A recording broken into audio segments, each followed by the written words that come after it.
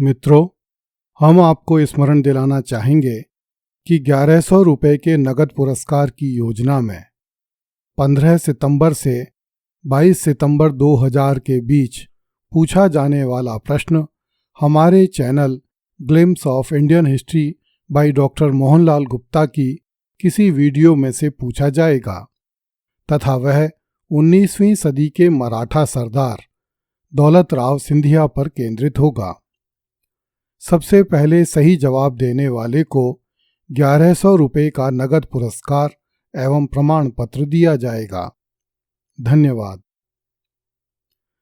पिछली कड़ी में हमने चर्चा की थी कि किस तरह कुतुबुद्दीन ऐबक के सेनापति बख्तियार खिलजी ने नालंदा एवं विक्रमशिला के विश्वविद्यालयों को जलाकर राख कर दिया तथा बंगाल के सेन शासकों को पूर्व की ओर खिसक जाने पर विवश कर दिया।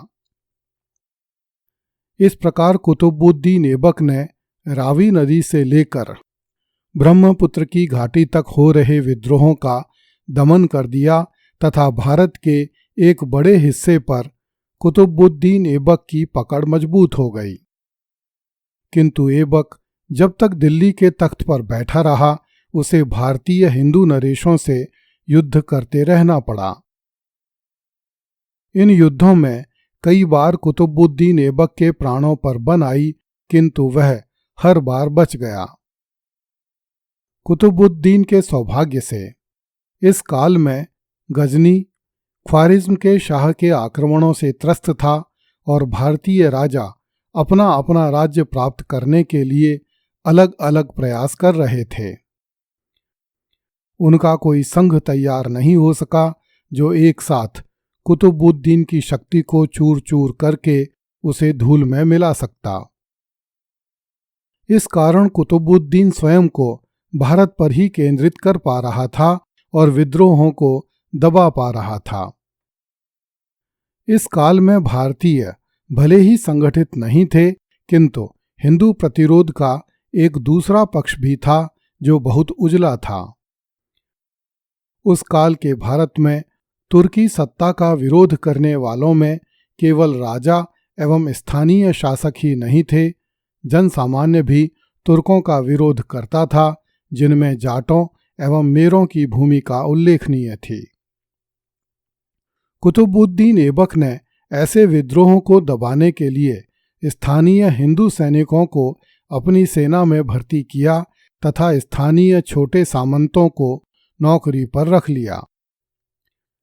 ईस्वी 1206 में जब कुतुबुद्दीन ऐबक गजनी अभियान पर गया तो उसकी सेना में कई हिंदू राणा और ठाकुर भी थे। विद्रोहों एवं विरोधों के इस काल में बदायूं के राठौड़ों ने स्वयं को दिल्ली की सत्ता से मुक्त करवा लिया, किंतु कुतुबुद्दीन ऐबक ने एक सेना भेजकर बदायूं पर फिर से अधिकार कर लिया तथा अपने गुलाम इल्तुतमिश को बदायूं का गवर्नर बना दिया। कालिंजर तथा ग्वालियर पर भी राजपूतों ने फिर से अधिकार कर लिया था, किंतु कुतुबुद्दीन ऐबक अपने जीवन काल में इन दोनों स्थानों पर फिर से अधिकार नहीं कर सका। ईस्वी 1210 में जब कुतुबुद्दीन ऐबक लाहौर में चौगान खेल रहा था, तब वह अचानक घोड़े से गिर पड़ा। घोड़े की काठी का उभरा हुआ एक भाग ऐबक के पेट में घुस गया और इस चोट से ऐबक की मृत्यु हो गई। उसे लाहौर में ही दफना दिया गया। उसके लिए एक साधारण सी कब्र बनाई गई तथा उस पर अत्यंत साधारण स्मारक खड़ा किया गया। मोहम्मद गौरी के शव की ही भांति कुतुबुद्दीन ऐबक का शव भी न तो शाही परिवार के किसी सदस्य के लिए और न उसके किसी गुलाम के लिए आदरणीय था। दिल्ली पर ऐबक का शासन 12 साल तक मोहम्मद गौरी के गवर्नर के रूप में तथा 4 साल तक स्वतंत्र शासक के रूप में रहा। मोहम्मद गौरी के जीवित रहते ऐबक उत्तर भारत को विजित करने में लगा रहा। स्वतंत्र शासक के रूप में उसका काल अत्यंत संक्षिप्त था। इस कारण शासक के रूप में उसकी उपलब्धियां विशेष नहीं थीं। फिर भी अपने 4 वर्ष के कार्यकाल में उसने भारत में दिल्ली सल्तनत तथा गुलाम वंश की जड़ें मजबूत कर दी। मुस्लिम इतिहासकारों ने ऐबक के शासन की प्रशंसा में बड़ी स्तुतियां गाई हैं। उसे उदार, साहसी एवं न्यायप्रिय शासक बताया है। मिन्हाज उस सिराज ने लिखा है कि उसने लोगों को इनाम में 1 लाख जीतल देकर लाख बख्श की ख्याति प्राप्त की। फख्र तुदब्बिर ने लिखा है कि ऐबक ने अपनी सेना में तुर्क, गौरी, खुरासानी, खलजी और हिंदुस्तानी सैनिक भर्ती किए। उसने किसानों से बलपूर्वक घास की एक पत्ती तक नहीं ली। 16वीं सदी के मुगल दरबारी अबुल फजल ने लिखा है कि मोहम्मद गौरी ने भारत में खून की नदियां बहाईं, किंतु ऐबक ने लोगों की भलाई के लिए अच्छे और महान काम किए। फरिश्ता ने भी ऐबक के शासन की बहुत प्रशंसा की है। यदि हम मुस्लिम इतिहासकारों की पुस्तकों को ध्यान से देखें तो स्वतः स्पष्ट हो जाता है कि ये प्रशंसाएं नितांत झूठी हैं।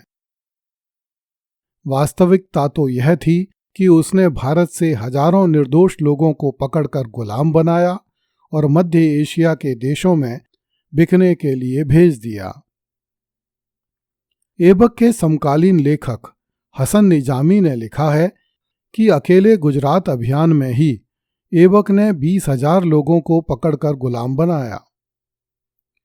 इरफान हबीब ने इन आंकड़ों को गलत एवं ज्यादा बताया है, जबकि वास्तविकता यह थी कि वास्तविक आंकड़े लाखों में रहे होंगे, क्योंकि 20,000 गुलामों का आंकड़ा तो केवल एक गुजरात अभियान का है।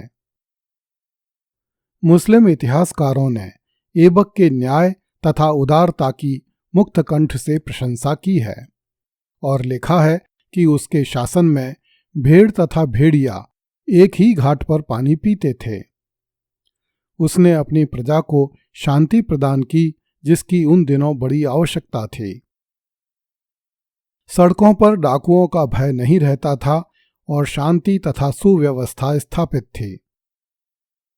किंतु भारत के मुस्लिम इतिहासकारों का यह वर्णन गजनी के मुस्लिम इतिहासकारों के वर्णन से मेल नहीं खाता।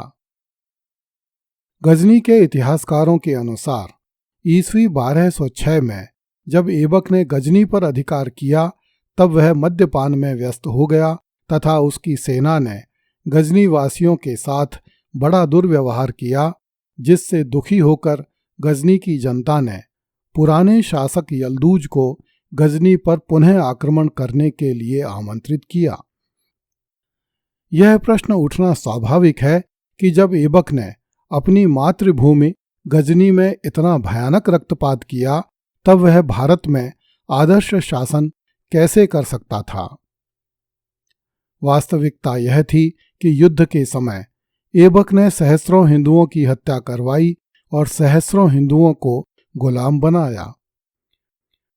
इस पर भी भारत के मुस्लिम इतिहासकारों ने उसकी यह कहकर प्रशंसा की है कि शांति काल में उसने हिंदुओं के साथ उदारता का व्यवहार किया, जबकि वास्तविकता यह है कि उसने हिंदुओं की धार्मिक स्वतंत्रता छीन ली।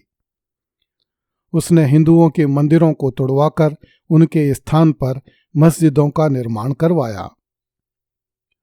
उसके शासन में हिंदू दूसरे दर्जे के नागरिक थे। उन्हें शासन में उच्च पद नहीं दिए गए। फिर भी मुस्लिम लेखक यह लिखते हैं कि उसके शासन में भेड़ और भेड़िए एक ही घाट पर पानी पीते थे, तो यह प्रश्न उठना स्वाभाविक है कि भेड़ कौन थे और भेड़िए कौन थे। उस काल में भेड़ियों को क्या पड़ी थी जो वे भेड़ों को अपने घाट पर पानी पीने देते। अगली कड़ी में देखिए, जिस कुतुबुद्दीन ऐबक ने भारत को उजाड़ दिया उसे महान निर्माता कहा गया। कृपया इस चैनल को लाइक, सब्सक्राइब एवं शेयर करें। धन्यवाद।